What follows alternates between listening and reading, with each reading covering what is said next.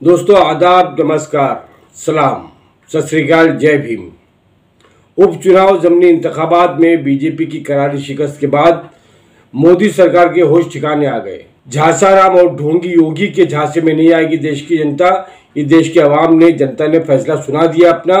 आपको बता दें कि मोदी सरकार ने ऐलान किया है कि पेट्रोल और डीजल पर बिलतरतीब 5 रुपये और 10 रुपये फी लीटर एक्साइज ड्यूटी कम होगी, जिसके बाद कई रियासती हुकूमत ने वैट में भी कमी का ऐलान किया है। इन रियासतों को कल से यानी कि सस्ता तेल मिलेगा। साथ ही यूपी के वजीर आला योगी ने भी ऐलान किया है कि यूपी में पेट्रोल और डीजल दोनों 12 रुपये फी लीटर सस्ते होंगे।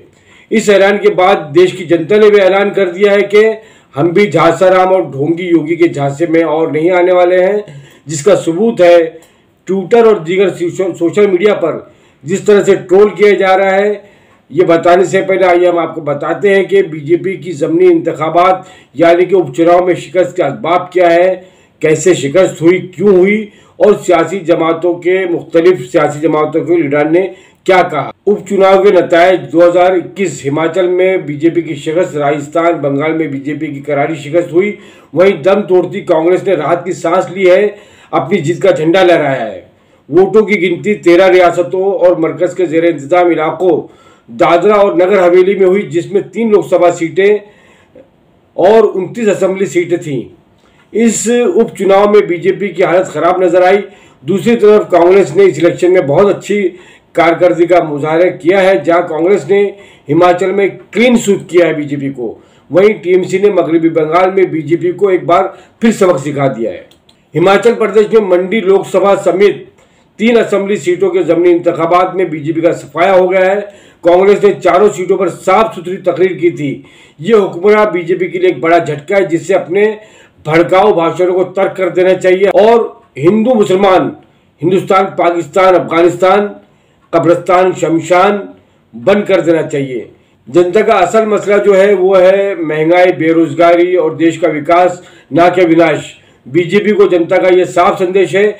इसीलिए हिमाचल प्रदेश में मंडी लोकसभा और आर की फतेहपुर, जबल कोटखाई असेंबली सीटों के उपचुनाव में कांग्रेस ने शानदार अपनी कारकर्दगी का मुजाहरा किया। वहीं हिमाचल प्रदेश में बीजेपी को जबरदस्त शिकस्त का सामना पड़ गया। बीजेपी को बड़ा झटका लगा है। हिमाचल के वजीर आला जयराम ठाकुर ने भी करारी शिकस्त के बाद महंगाई के मसले पर तनकीद की है। उन्होंने भी शिकस्त की बड़ी वजह महंगाई को बताया है। बीजेपी मंडी लोकसभा सीट को भी नहीं बचा पाई, जहां से वो लगातार 2 बार मुसलसल जीत रही थी। वजीर आला जयराम ठाकुर के आबाई जिला मंडी, जो बीजेपी का गढ़ माना जाता है, वहां से भी कांग्रेस ने कामयाबी हासिल की। इसके अलावा आर की फतेहपुर और जबल कोटखाई में भी बीजेपी को जबरदस्त शिकस्त का सामना करना पड़ा है। आप ये देखिए कि हिमाचल प्रदेश में 1 लोकसभा और 3 असेंबली सीटों पर ज़मीनी इंतखाबात के बाद कांग्रेस के general secretary in charge Rajiv Shukla ने कहा कि मुल्क भर में ज़मीनी इंतखाबात के नतायज आने के बाद कौमी सतह पर तब्दीली का आसार नजर आ रहे हैं। तब्दीली का इम्कान है। कांग्रेस ने हिमाचल प्रदेश की तमाम 4 सीट जीत ली है, जिसमें 1 लोकसभा और 3 कानून साज असेंबली है। रियासत के अवाम का शुक्रिया, जिन्होंने अब बीजेपी को हटाने का ज़हन बना लिया है। यह ऐसा कहना है राजीव शुक्ला जी का। अपोजिशन में रहते हुए कांग्रेस जिस तरह से जीती है, इससे जाहिर होता है कि बीजेपी के खिलाफ मुखालफत बढ़ रही है। कांग्रेस लीडर सरजेवाला ने भी कहा कि लोकसभा ज़मीनी इंतखाबात में बीजेपी 3 में से 2 सीटें हार गई, अब मोदी जी को तख्त छोड़ देना चाहिए। आपको बता दें कि राजस्थान के धरियावाड़ में कांग्रेस ने जीत दर्ज कराई। बीजेपी यहां अपने ही गढ़ में तीसरे नंबर पर है। वल्लभनगर में भी कांग्रेस की जीत हो गई। राजस्थान के वजीर आला अशोक गहलोत ने कहा कि कांग्रेस सदर सोनिया गांधी की क़यादत में अवाम ने रियासती हुकूमत की पॉलिसियों, प्रोग्रामों और गुड गवर्नेंस पर मोहर सब कर दी है। कांग्रेस के उम्मीदवार को अपना आशीर्वाद और हिमायत देकर अवाम ने हमारी हुकूमत को मजीद तकवीत दी है, तरक्की की कड़ी को जोड़ा है और बड़ा पैगाम दिया है। हम यहाँ पर कांग्रेसियों को ये मशवरा देना चाहते हैं कि हद से ज़्यादा पूरा एतमाद, मतलब ओवर कॉन्फिडेंस होने की ज़रूरत नहीं है। अभी दिल्ली बहुत दूर है। लगातार जनता के हक में आंदोलन करना होगा। आपको अक़लियतों को विश्वास में लेने की ज़रूरत है, आपको जो आप खो चुके हैं। लड़ाई सख्त और जानलेवा है। ये कांग्रेसियों को और कांग्रेस पार्टी को समझ लेना चाहिए अच्छी तरह से। आइए चलते हैं अब मगरबी बंगाल की तरफ, जहां पर बीजेपी का बुरा हाल हो गया। मगरबी बंगाल की 4 असेंबली सीटों पर हुए ज़मीनी इंतखाबात में तृणमूल कांग्रेस ने चारों सीटें जीतकर बीजेपी को ममता दीदी ने चारों खाने चित कर दिया।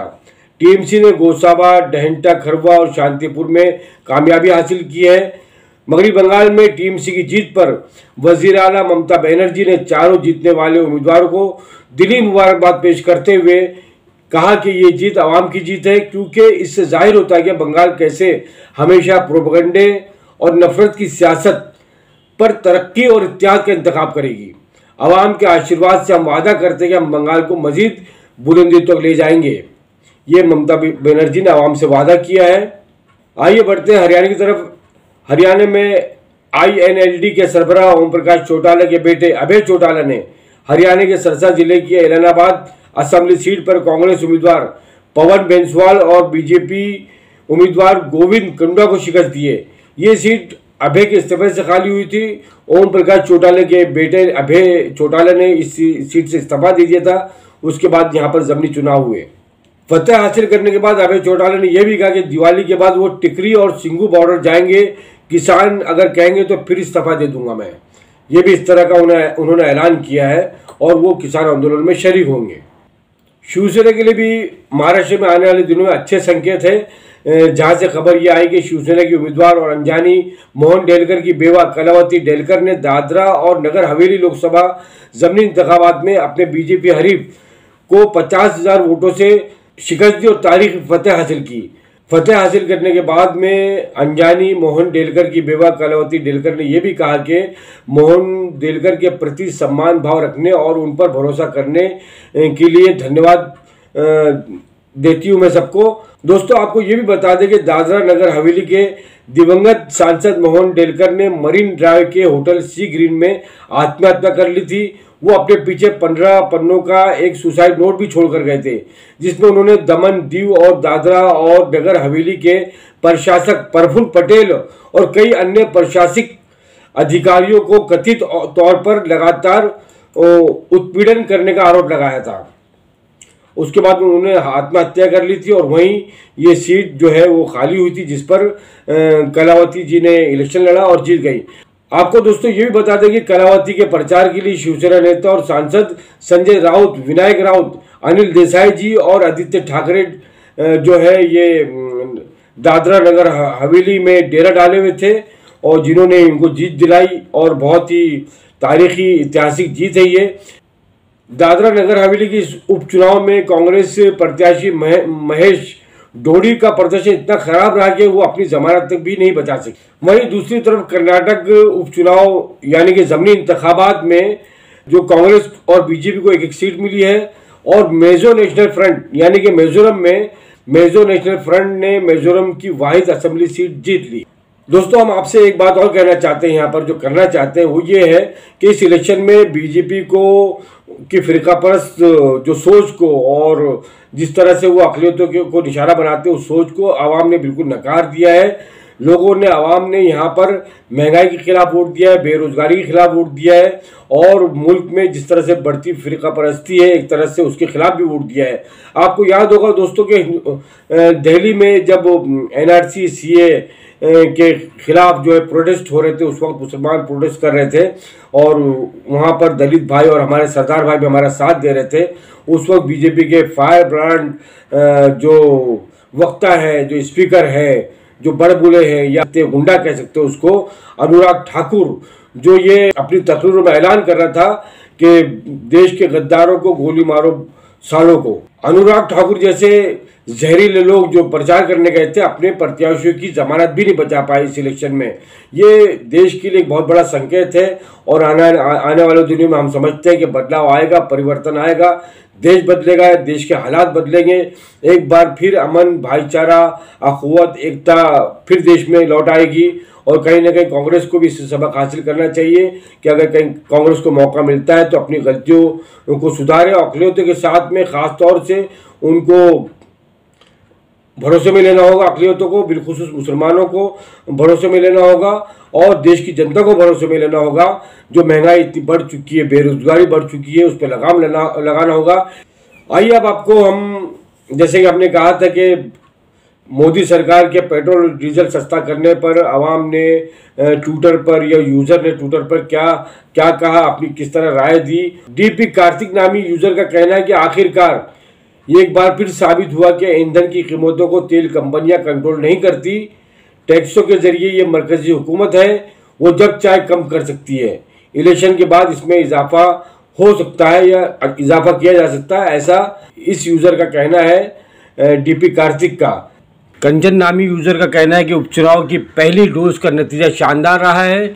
अब यूपी में दूसरी डोज लग जाए तो फिर पेट्रोल सीधा 70 आ जाएगा। एक बड़े अच्छे अंदाज में अनिल सिंह नामी यूजर ने कहा कि उपचुनाव हारने पर 10 रुपये टैक्स माफ, 5 राज्य हारने पर टैक्स हाफ, लोकसभा हारने पर टैक्स साफ, आगे से सोच समझकर बटन पर रखो हाथ। ये उनका मशवरा है आवाम को। वहीं सज्जन पारेख नामी यूजर का कहना है कि अब जब भारत सरकार ने ईंधन की कीमतों पर उत्पाद शुल्क घटा दिया है तो क्या विपक्षी राज्य वेट कम करेंगे। ये सवाल खड़ा किया उन्होंने, क्या कि जो अपोजिशन पार्टी है कि वो अपने राज्यों में वेट को कम करेगी। दिल्ली पेट्रोल पर 30% वेट लगता है, मुंबई 26% प्लस अतिरिक्त 10.12 लीटर, कोलकाता में 25% या 13.12 लीटर जो भी अधिक हो, हैदराबाद 35.20%, कांग्रेस शासित राजस्थान में वेट 36% प्लस 1500। ये इस तरह से उन्होंने अपनी बात रखी है। वहीं मौलिक पंचाल नामी यूजर ने कहा कि फिर भी कीमत 100 रुपये है, यानी ये डीजल और पेट्रोल की कीमतें कम करने के बाद में 10-12 रुपये, 5 रुपये, 7 रुपये जो मरकजी सरकार ने कम किए हैं और यूपी में योगी सरकार ने 10 और 12 रुपये कम किए हैं, तो उनका कहना है कि उसके बावजूद भी कीमतें अब भी 100 रुपये हैं। और बहुत से ऐसे यूज़र हैं जिनका कहना है कीमत तो 50 रुपये कम होनी चाहिए जो कांग्रेस के दौर में थी या मोदी सरकार जब आई जिसने कीमतें अपनी कम करने का वादा किया था, कीमतें घटाने का वादा किया था। उस वक्त जो पेट्रोल डीजल के दाम जो है बहुत कम थे, तकरीबन 60 और 70 रुपये करीब इस तरह फी लीटर पेट्रोल का दाम था। बहुत से लोगों का कहना है कि अगर जब तक कीमतें 50, 60, 70 तक नहीं आती है तो हम नहीं समझेंगे कि मोदी सरकार ने कुछ राहत दी आवाम को। इतना कहते हुए दोस्तों, आमना सामना मीडिया की टीम आपसे इजाज़त चाहती है। कैमरा पर्सन शाहिन पटेल के साथ आपका दोस्त राशिद अजीम। जय हिंद, जय महाराष्ट्र।